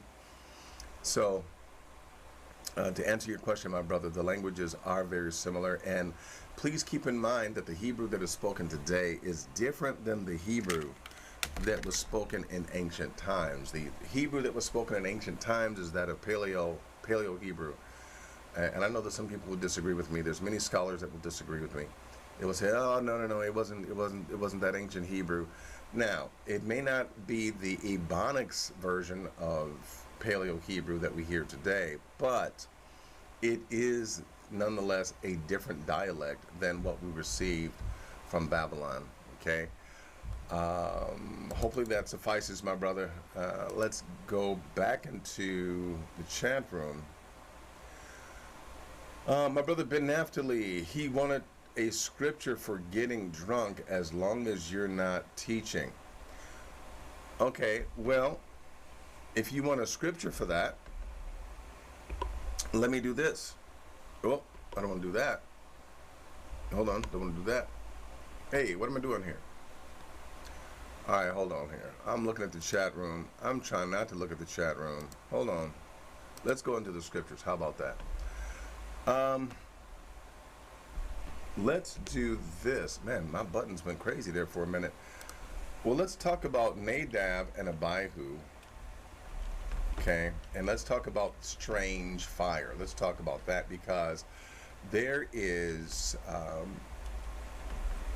strange fire has been mentioned many times outside of this context, right? But the Most High only attributes this quote-unquote strange fire. He only deals with this and equates this to the drunkenness, the drunken state of Nadab and Abihu. Okay, let's do this. Let's go to Leviticus. Okay, let's even do this. Let's go to Leviticus.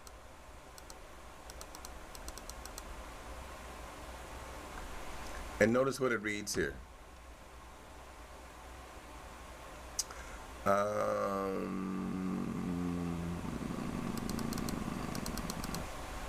Let me highlight it for you. Oh.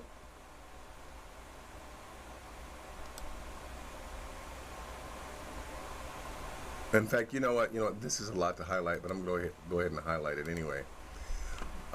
Leviticus 10:1. And Nadab and Abihu, the sons of Aharon, took either of them his censer and put fire therein and put incense thereon and offered strange fire before Yahweh, which he commanded them not. And there went out a fire from Yah and devoured them, and they died before Yahweh. And Moshe said unto Aharon, this is it that Yah spake, saying, I will be sanctified in them that come nigh me, and before all the people I will be glorified. And Aaron held his peace, and Moshe called Mishael and Elzaphan, the sons of Uzziel, the uncle of Aharon, and said unto them, come near, carry your brethren from before the sanctuary out of the camp. So they went near and carried them in their coats out of the camp, as Moshe had said. Hold on. I'm getting to it. And Moshe said unto Aharon and unto Eleazar and unto Ithamar his son, uncover not your heads, neither rend your clothes, lest ye die, and lest wrath come upon all the people, but let your brethren, the whole house of Israel, bewail the burning which Yah hath kindled. And he shall not go out of the door of the tabernacle of the congregation, lest ye die, for the anointing oil of Yah is upon you. And they did according to the word of Moshe. Now look at the next verses here. And Yah spake unto Aharon, saying, do not drink wine nor strong drink, thou nor thy sons with thee, when ye go into the tabernacle of the congregation, lest ye die. It shall be a statute forever throughout your generations. So I wanted to read all of that for the sake of context, but here you are. Leviticus 10:9 basically says, hey, if you try to do what Nadab and Abihu did, okay, getting drunk and then going into the house of the Most High, yeah, you're going to be in trouble for that. The Most High don't like that. Okay? Because they did not sanctify the Most High, because they went in drunk, okay? Let's see here.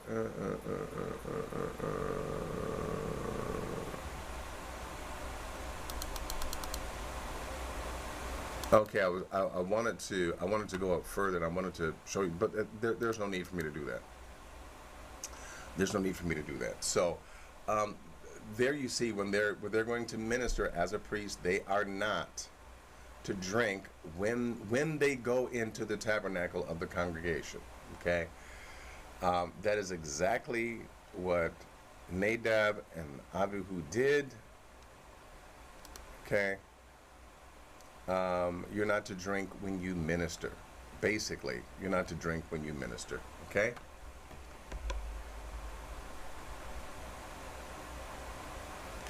And let me see here. Let me look for other scriptures here. I mean, not other scriptures, other questions and comments.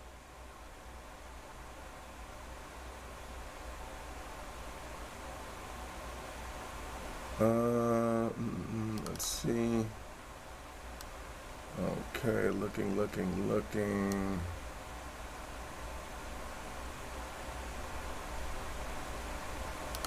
All right, let me just take a look here.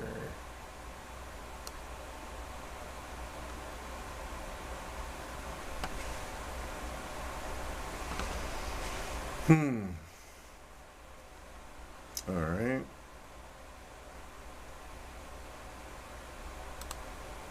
Taking a look. I want to make sure I don't miss anything. Okay, is that? Let's see.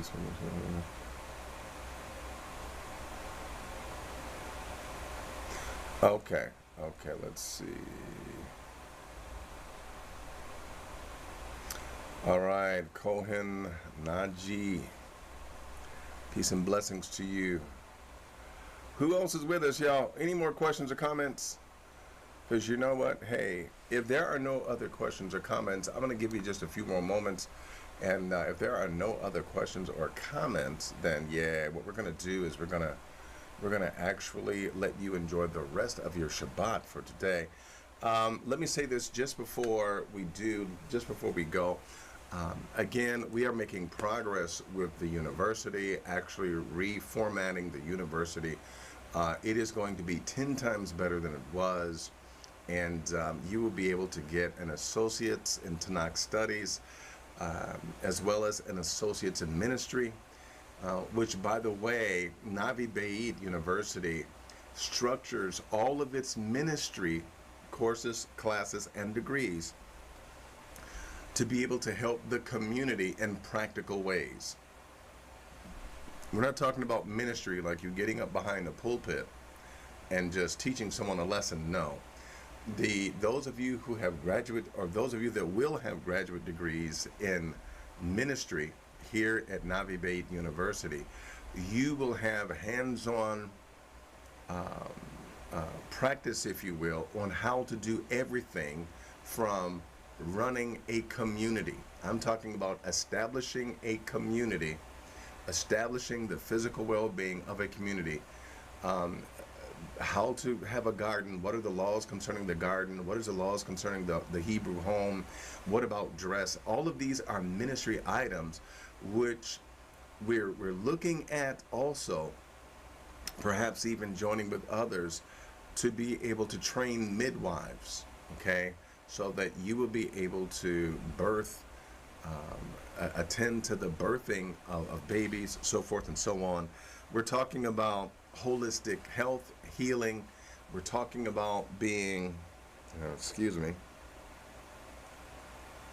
talking about the whole holistic piece of healing with herbs, again, cooking. I mean, any and everything that you could consider to be physical and practical for the well-being of the nation of Israel. Those things would be included in the associates of ministry, the bachelor's, master's, and even the doctorate of ministry, the degrees.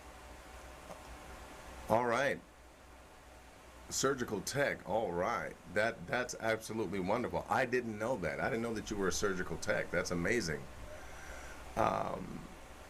So with the associates of ministry, that's the hands-on, very basic level of quote unquote community ministry, whereby the individual that has a degree in ministry, it will be very practical, and it will be even to the point of cooking and how to cook, how to establish a home, and I'm talking about a Hebrew home. I'm talking about family relationships, so forth and so on. And long story short, these are the things that would be involved in the ministerial degree. As we go through this,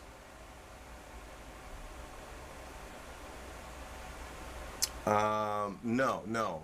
Christine Croning says that there is no scripture that commands don't drink and get drunk, period. No, you're right. There isn't. So then, as we take a look then at all the degrees, you'll be able to get an associate's degree in Tanakh studies and in ministry, but you cannot get an associate's in theology or divinity. But you can get a master's, excuse me, you can get a bachelor's, master's, and doctorate in Tanakh studies, not biblical studies, but Tanakh studies. Okay, we are Yah only. We are wholly and completely Hebrew. We study the Tanakh. Okay, and these things are from our perspective.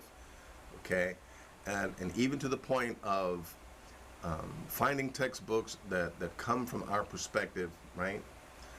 We're focusing on our Hebraic heritage.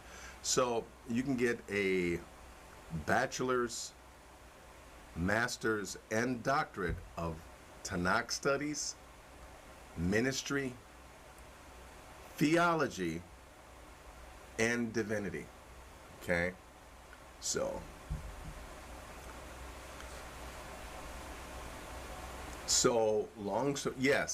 Yes, Christine Cronin, yes.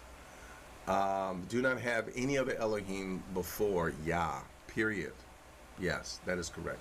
So the university is being restructured, being reformatted. And for those of you that are weighing in with me, you're helping me to do that. It is greatly appreciated. Again, the founders table, we offer you a seat at that. And I apologize to my brother. Hey, he's asking, did you email me, man? Did you email me? Did you send me an email? I was actually looking at my email, and I did not see, my brother Gilbert. I'll have to look again for your email. Okay, I apologize. I will look again for that. The way that you can make a donation, Christine Croning says, I want to make donations on a monthly basis. How do I do that? Let me give you a link. You can go to the website and you can actually do that. Let me find it here real quick. And y'all, I've got so much work to do, even with the website. So much work to do. Let's go ahead and let me just go here for a second. Let me get this link for you. I apologize.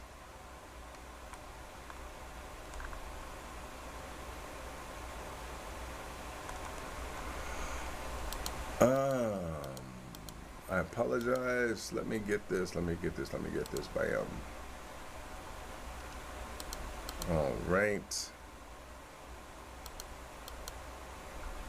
In fact, let me do this. I will forward you a link. Okay, I should have it on hand right now. Let me even do this. Hold on. Excuse me, y'all. I'm so sorry. Let me go ahead and do this. Let me get this link. I know I'm taking up time here. Bada boom, bada bing. You can do this through... Oh, I don't think they'll let me. I tell you what, let me do this. I'm going to send you to this page. I'm going to put this link in the chat, and you can, of course, donate through this link. I'm just seeing something on the website that I need to change. But let me go here. Let me do this. This is the link whereby... my sister Kanai Israel is here. Use this link, and then you can donate through this link, okay? Okay, my brother Gilbert, I give you my word that I will definitely contact you later on today, okay? I'll definitely email you later on today. I don't know if I looked at your... Did I look for your email and didn't find it? I will, maybe that's what it was. I tried to find your email and I couldn't find it. But anyway, my sister Kanai Israel says, this sounds interesting. I'll have to look into it. I'm a medical assistant and also have integrated into holistic health, currently an herbalist, and is studying to be a holistic health practitioner. That's what I'm talking about, right? That's what I'm talking about. That will be included in the ministerial degrees at NBU. Okay, that is included in the ministerial degrees of NBU. Okay, I'm trying to... Yeah, my brother says, I am leaving for Haiti. Okay, I will definitely. Says, my email is my name. Is that at Gmail?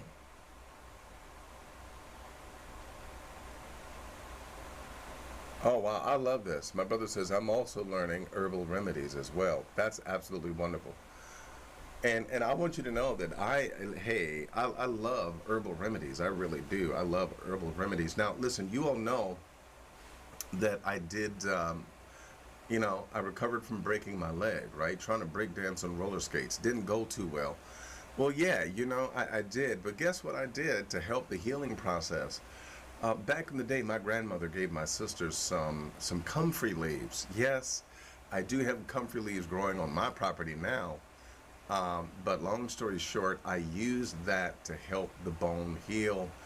And I love the herbal. I love the natural. I love it, love it, love it.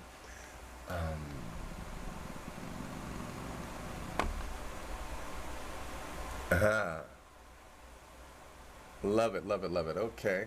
And thank you, Christine Croning. Thank you so much for being interested. Those of you that would like to donate, you can use that link as well, which is part of our parent organization, which is Remnant Nation Live. The University NBU is connected to Remnant Nation Live. All right. Let's see. Are we good, everybody?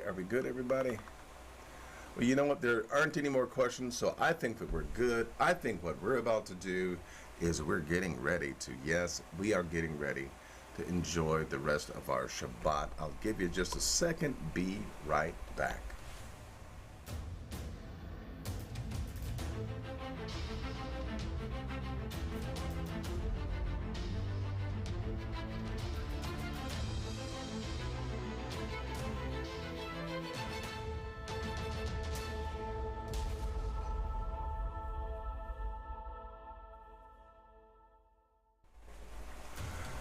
All right, well, peace and blessings to you, my brothers and sisters. This has been a wonderful Shabbat.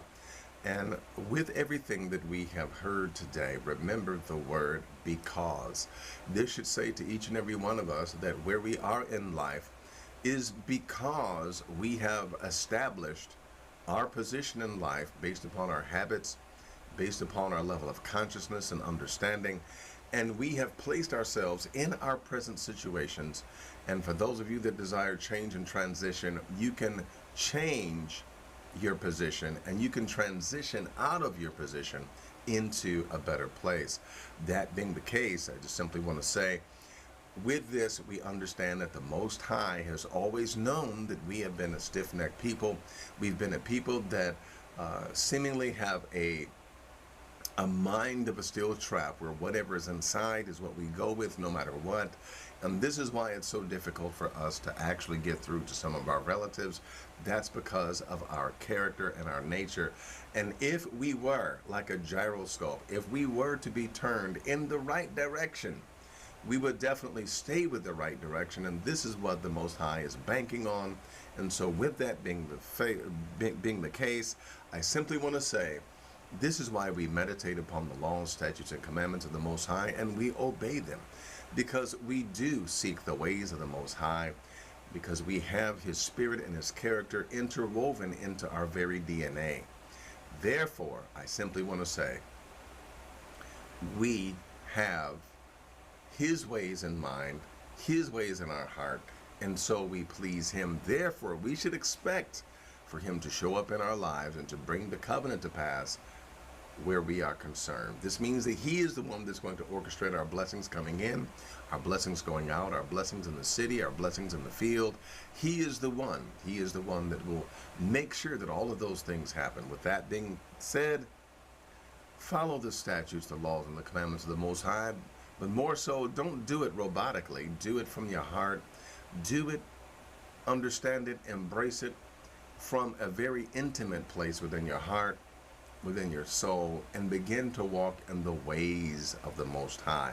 With that being the case, you will know beyond the shadow of a doubt that your new disposition is because you have followed the Most High, and because you have gleaned of His wisdom, and because He's shown Himself to be with you. And with that being the fact at hand, you will be blessed in everything that you set your hands to do. I'm Melchi Uriel. Remember that you are no longer cursed. Remember that you are Israel and you are blessed. And the Most High has already begun to turn the tide, and He's already begun to deal out justice to those that rightfully deserve it. The Most High bless you. The Most High keep you. May His face shine upon you. May He rest over you in His love. May He keep you. May no weapon that is formed ever prosper against you. And may He be with you always. Peace and blessings to you, fam. I love each and every one of you. Thank you, my brother Gilbert, for sending me some of that pure castor oil. Man, and whatever you got that's natural coming from Haiti, man, I will take it. I'm telling you, every good thing that you can bring, I tell you, I would appreciate it. So, peace and blessings to you, each and every one of you. I love you. Have a blessed rest of your Shabbat. I'm out. Yah willing, we'll see you Wednesday.